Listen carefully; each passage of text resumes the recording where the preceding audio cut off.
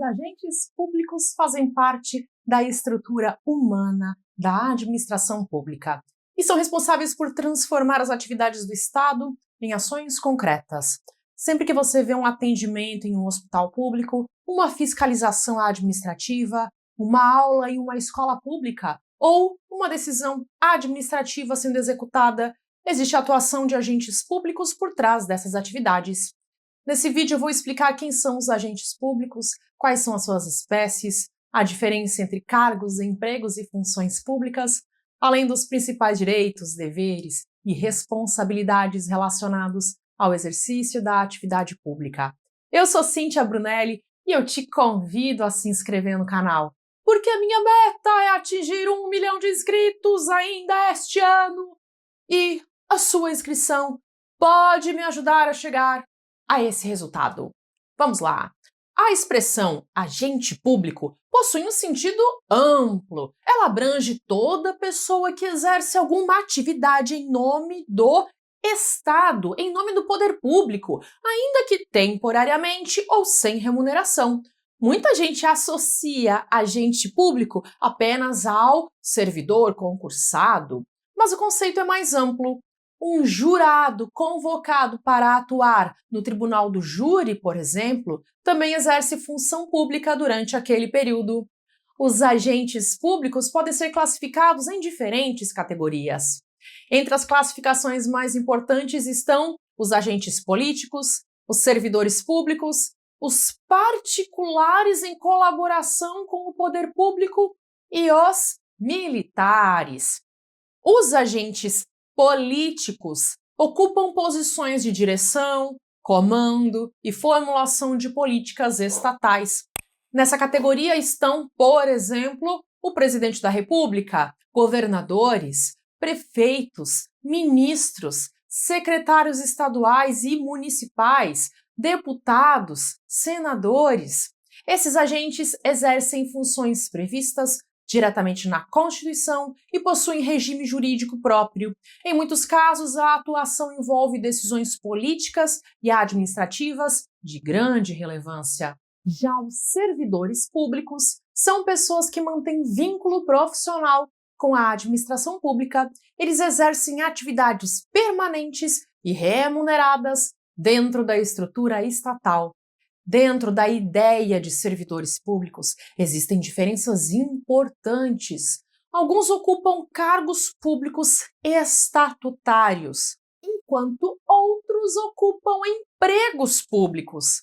Os servidores estatutários são regidos por estatuto próprio, como ocorre, por exemplo, no âmbito federal com a Lei nº 8.112 de 1990. Que é o Estatuto do Servidor Público Federal.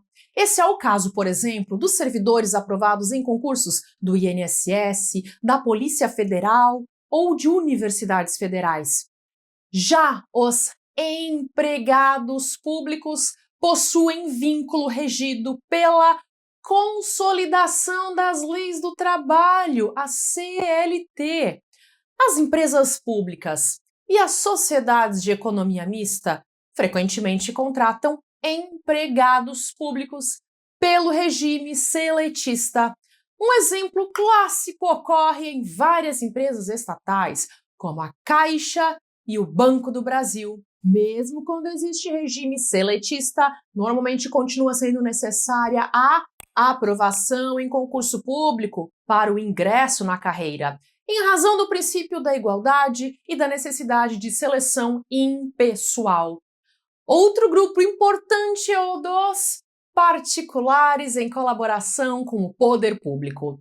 São pessoas que, mesmo não integrando permanentemente a estrutura estatal, exercem funções públicas em determinadas situações. O mesário convocado para eleições é um exemplo bastante conhecido.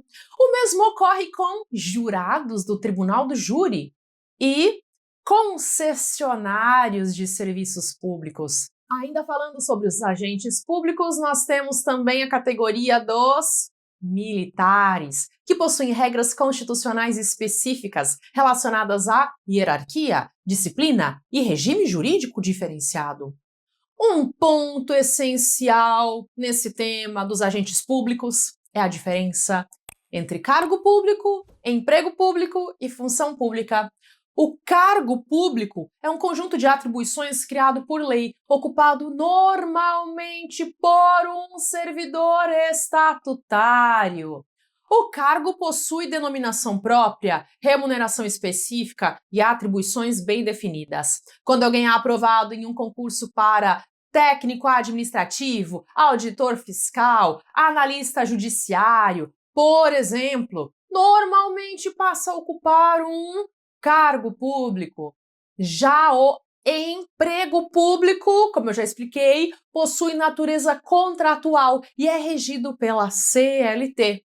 Apesar disso, também envolve atividade pública e costuma exigir concurso público para o ingresso na carreira. A função pública, por sua vez, representa um conjunto de atribuições exercidas por uma determinada pessoa, mas nem sempre ligado a um cargo específico. As funções de confiança são exemplos importantes. Elas são exercidas exclusivamente por servidores ocupantes de cargo efetivo e normalmente envolvem chefia, direção ou assessoramento. Além disso, existem os cargos em comissão, que são destinados principalmente a atividades de direção, chefia e assessoramento. Esses cargos podem ser ocupados por pessoas sem concurso, conforme previsão legal.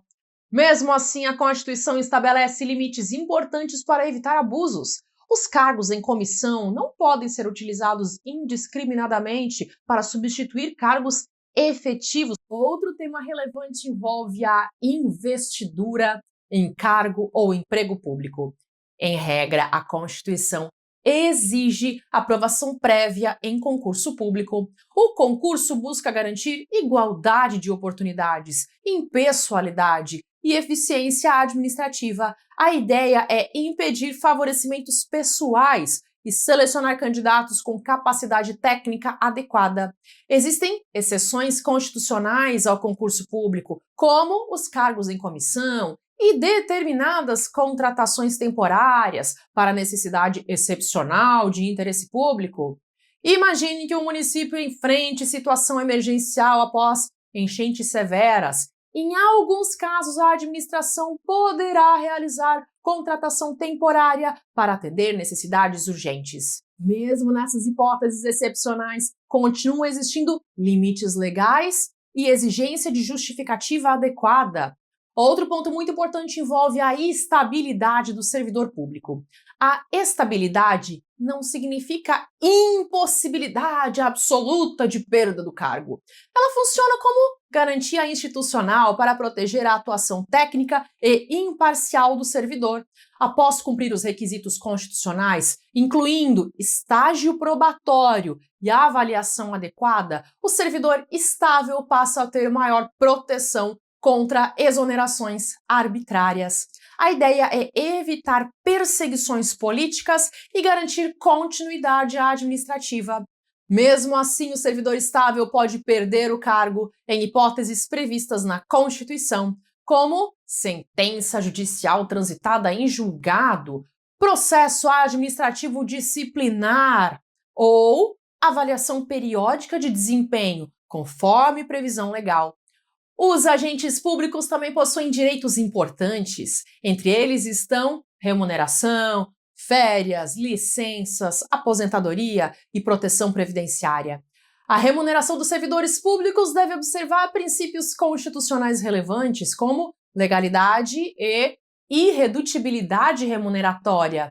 Outro tema muito lembrado é o teto constitucional remuneratório. A Constituição estabelece um limite máximo para a remuneração do serviço público, vinculado ao subsídio dos ministros do Supremo Tribunal Federal em âmbito federal. Existe também a regra da acumulação de cargos públicos. Em regra, a acumulação remunerada é proibida. Porém, a própria Constituição prevê exceções. É possível, por exemplo, acumular 2 cargos de professor. Um cargo de professor com outro técnico ou científico. E 2 cargos privativos de profissionais da saúde. desde que exista compatibilidade de horários. Imagine que Tício seja professor universitário e também exerça um cargo técnico em um órgão público com horários compatíveis. Em determinadas situações, essa acumulação pode ser constitucionalmente permitida. Ao lado dos direitos, existem também deveres importantes relacionados à atuação dos agentes públicos. O agente público deve atuar com legalidade, honestidade, eficiência, urbanidade e comprometimento com o interesse público. Também possui dever de sigilo em determinadas situações, obrigação de cumprir ordens legais e responsabilidade pela adequada utilização de recursos públicos. A moralidade administrativa possui importância enorme nesse tema. O comportamento ético do agente público não se limita ao cumprimento literal da lei. Espera-se também conduta compatível com honestidade e boa-fé. Imagine que MEV utilize um veículo oficial para interesses exclusivamente particulares. Mesmo que não exista um prejuízo financeiro significativo, a conduta pode violar princípios administrativos. Outro tema relevante é a responsabilidade dos agentes públicos. O agente pode responder nas esferas civil, administrativa e penal, dependendo da situação concreta. A responsabilidade civil normalmente envolve obrigação de reparar danos causados. A responsabilidade administrativa relaciona-se ao descumprimento de deveres funcionais. Já a responsabilidade penal surge quando existe prática de crime. Essas responsabilidades podem coexistir em determinadas situações. Imagine que Cornélia pratique uma fraude em um procedimento administrativo. Dependendo do caso, poderá existir processo administrativo disciplinar, responsabilização civil e também responsabilização criminal.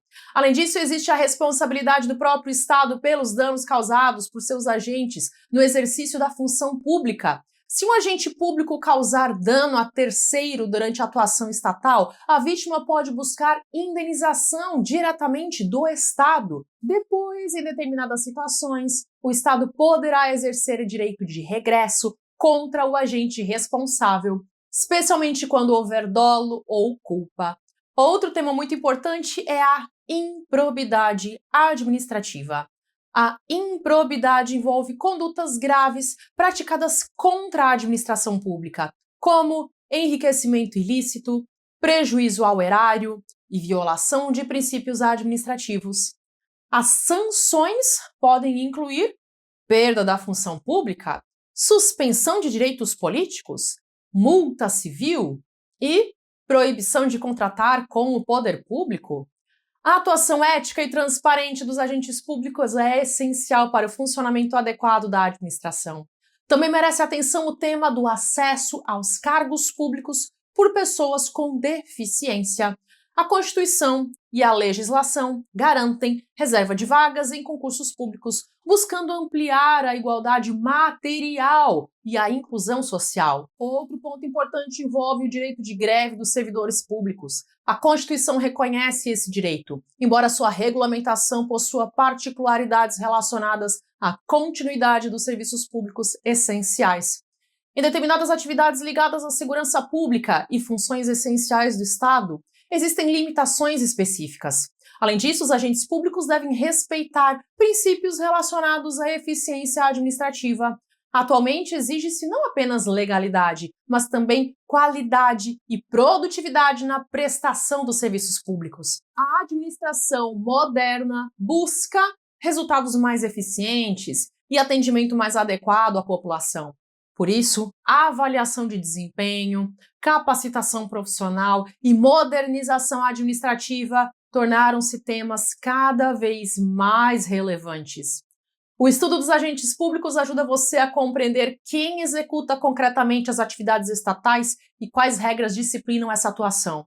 Esse tema conecta organização administrativa, responsabilidade, ética, concurso público e proteção do interesse coletivo. Quando você entende a lógica dos agentes públicos, você começa a enxergar melhor como o Estado funciona na prática e quais mecanismos existem para equilibrar autoridade, eficiência e responsabilidade. Se você chegou até aqui, Deixe o seu comentário com a frase: conhecer o direito muda vidas. Conhecer o direito muda vidas. Eu quero te dar os parabéns por ter chegado até aqui. Pode parecer algo pequeno, pode parecer algo simples, mas muita gente começa a estudar e desiste logo nos primeiros obstáculos, logo nos primeiros minutos. Você continua aqui. Isso já diz muito sobre você. Eu percebo que existe uma boa chance de você ser uma pessoa que quer de verdade melhorar de vida.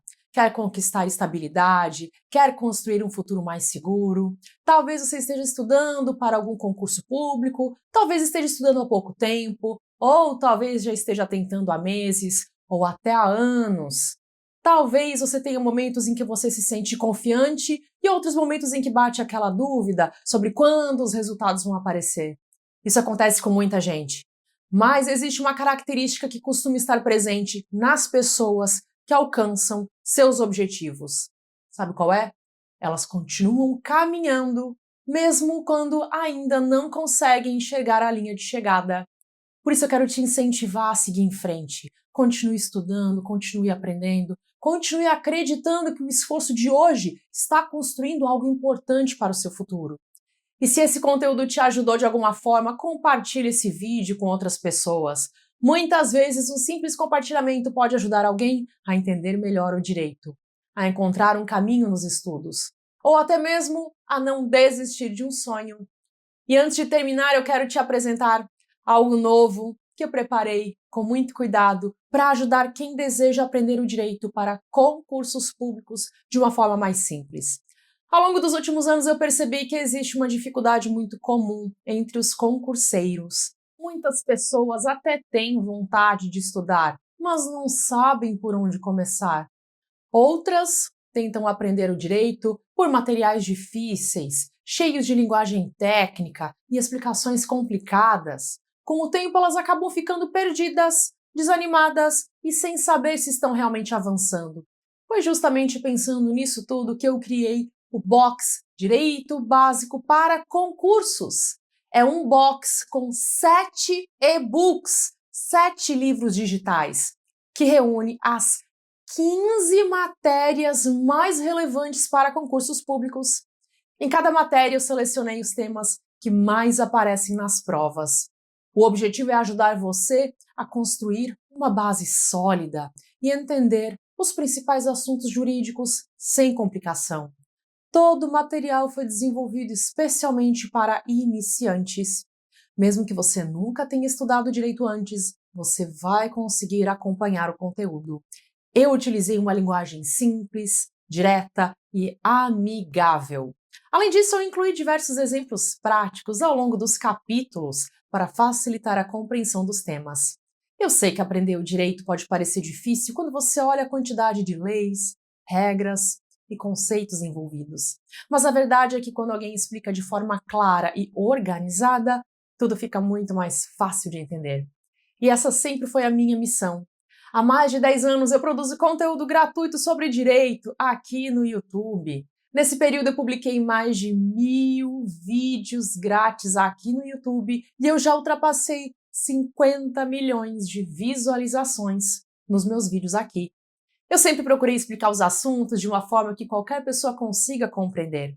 E existe uma razão para isso. Lá na escola, eu não fui aquela aluna que tirava nota máxima em tudo. Pelo contrário, eu era uma estudante comum. Em algumas matérias, inclusive, eu chegava a ficar em recuperação. Por isso eu sei exatamente como é a sensação de achar que um determinado assunto é complicado demais. O que mudou a minha trajetória não foi nenhum talento extraordinário, não foi uma superdotação, altas habilidades, nem nada desse tipo. Foi simplesmente a decisão de levar os estudos a sério. Na faculdade de Direito, eu me formei com média 9,5, a maior média da minha turma. E eu recebi uma medalha por esse resultado.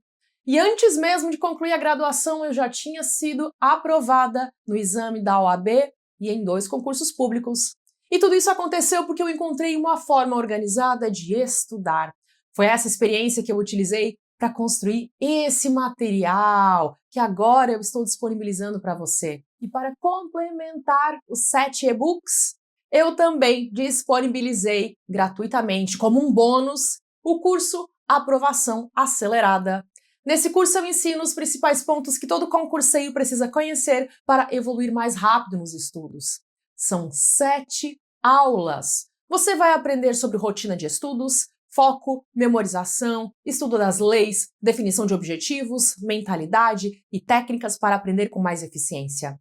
Então, no box Direito Básico para Concursos, você tem 7 e-books com as 15 matérias que mais caem em concursos e também 7 aulas para saber como estudar do jeito mais efetivo. E para que você possa conhecer o material com tranquilidade, a sua compra conta com garantia de 7 dias.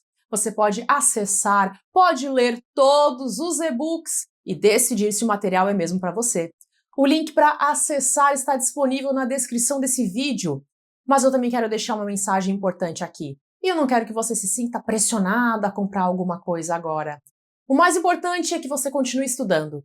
Se o direito básico para concursos fizer sentido para você, ótimo! Eu acredito que ele seja o caminho mais rápido para construir uma base sólida para sua preparação. Mas você também pode continuar aprendendo através dos conteúdos gratuitos que eu publico aqui no canal. Existem centenas de aulas e dezenas de playlists organizadas para ajudar quem está começando. Se você criar o hábito de assistir alguns vídeos todos os dias, mesmo que sejam poucos minutos por dia, em pouco tempo você já vai perceber uma diferença enorme no seu conhecimento. O importante não é estudar de forma perfeita. O importante é continuar avançando. Uma página lida hoje é melhor do que nenhuma página. Uma aula assistida hoje é melhor do que deixar para começar amanhã. E eu acredito que você consegue chegar mais longe do que você imagina.